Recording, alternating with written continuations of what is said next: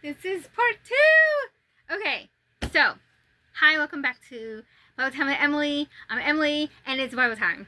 Okay, so last episode, we stopped at where Sarai gave Abram her maidservant, and which her name is Hagar, and then Hagar got pregnant, and then Hagar's now like, psh, I'm the woman now, and now it's bad. Now Abram has 2 wives and they hate each other.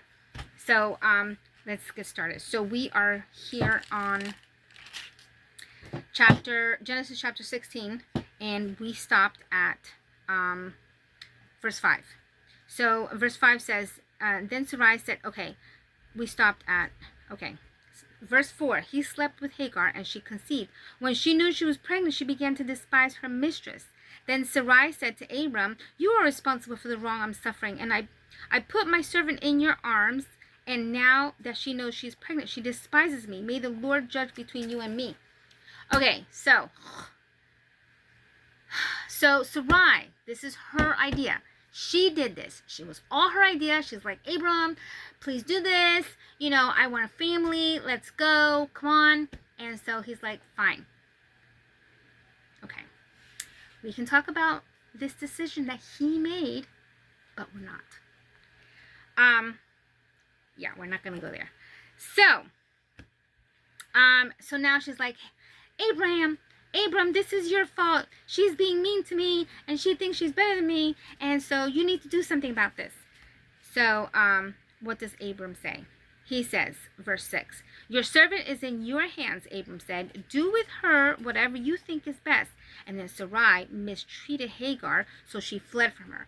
So he's like, look, I ain't touching this. This is all you, okay? She's still your maidservant, and so you decide what you want to do with her. Sarai was like, that's right. She is my maidservant. So, Hagar, you're still my maid. You need to know your place. So, get back to work and scrub those floors and do this and da-da-da. So, she started being really mean to her maid. Almost like she started treating her like a slave rather than a servant. Anyway, so Hagar got to the point where she's like, I can't live like this. And so then she fled. So then the angel of the Lord, verse 7, the angel of the Lord found Hagar near a spring in the desert. It was a spring that is beside the road to Shur. And he said, Hagar, servant of Sarai, where have you come from and where are you going? I'm running away from my mistress Sarai, she answered. Then the Lord of the angel told her, go back to your mistress and submit to her. The angel added, I will so increase your descendants that they will be too numerous to count. The angel of the Lord also said to her, you are now with child, and you will have a son. You shall name him Ishmael, for the Lord has heard your misery. He will be a wild donkey of a man, and his hand will be against everyone, and everyone's hand against him. And he will live in hostility toward all his brothers. She gave this name to the Lord who spoke to her. You are the God who sees me. For she said, I have now seen the one who sees me. That is why the well is called Beer Lahai Roi. Beer Lahai Roi means a well of the living one who sees me, which is exactly what she said. The exact location is unknown, though possibly it is southwest of Beersheba. Okay. So Hagar bore Abram a son, and Abram gave the name Ishmael to the son she had born. Abram was 86 years old when Hagar bore him Ishmael. Okay, let's go back a little bit. So, he's saying that he's going to be a wild donkey of a man. It says, a wild donkey was one of praise because almost untamable wild donkeys was admired and valuable animal. I don't know why they would be valuable. The last phrase of her verse may mean that Ishmael's descendants will live. Okay. So it says that he will live in hostility with his brothers. Okay. So in a minute you're gonna hear about the second child that was born with Sarai. But Ishmael his descendants will end up becoming the Arabs, and then the other son, which we're going to talk about in a minute, they're going to end up becoming the Jews. And the Jews and the Arabs are constantly, like, even from here, from the time they were brothers, they were at each other and they hated each other because the moms hated each other. So now the sons hate each other, and then that is going to continue until this day.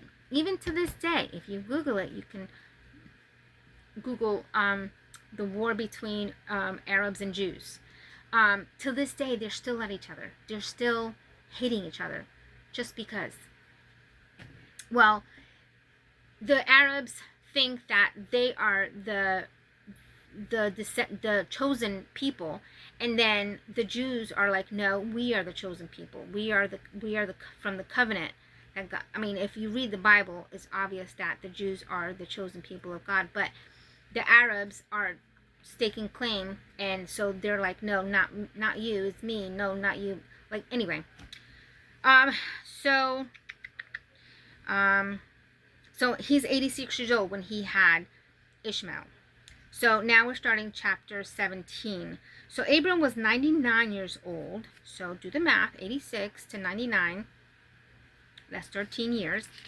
Where when the Lord appeared to him and said, I am God Almighty, walk before me and be blameless. I will confirm my covenant between me and you, and I will greatly increase your numbers. Abram fell face down, and God said to him, as for me, the Lord said, as for me, what I'm about to talk to you right now, is my covenant with you. You will be the father of many nations. No longer will you be called Abram. Your name will be Abraham, for I have made you father of many nations. I will make you very fruitful. I will make nations of you, and kings will come from you. I will establish my covenant as an everlasting covenant between me and you and your descendants after you for the generations to come, to be your God and the God of your descendants after you.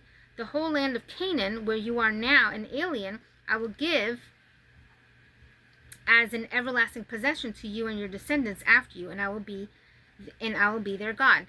So look up Canaan, present day Canaan, and then see, this is the land that he promised Abraham and all his descendants. So again, because this land is for the descendants of Abraham. So here's one brother saying, this is my land, and then this is we inherited this land is supposed to be ours, and then they're like, no, it's ours. So the Jews are, anyway, and then he says in verse 15, God also said to Abraham, as for Sarai, your wife, you are no longer to call her Sarai. Her name will be Sarah. I will bless her and will surely give you a son by her, which is, his wife, which is the covenant. This God always designed it to be one husband and one wife. And so that's where the covenant was made. It was to be with his wife, the wife that, Okay, so God also said to Abraham, as for Sarai, your wife, you are no longer to call her Sarai. Her name will be Sarah. I will bless you and will surely give you a son by her. I will bless her so that she will be the mother of nations. Kings of people will come from her, which is like David and Jesus. Abraham fell face down. He laughed and said to himself, will a son be born to a man 100 years old? Will Sarah bear a child at the age of 90? Okay, so the first time God told him, hey, this is going to happen, and, that's final. And Abraham was like, I believe you. You said it, I believe you. And then, so that was applied to him, that was credited to him as righteousness. But now that he's older, and logically to him in his brain, what? I'm already old, and my wife is old. Now he's asking questions. So, would he still be considered a man of faith? Anyway, so Abraham said to God, if only, a son will be born to Okay, 99 years old. Then God said, yes, but your wife Sarah will bear you a son, and you will call him Isaac. I will establish my covenant with him as an everlasting covenant for his descendants after him. Okay.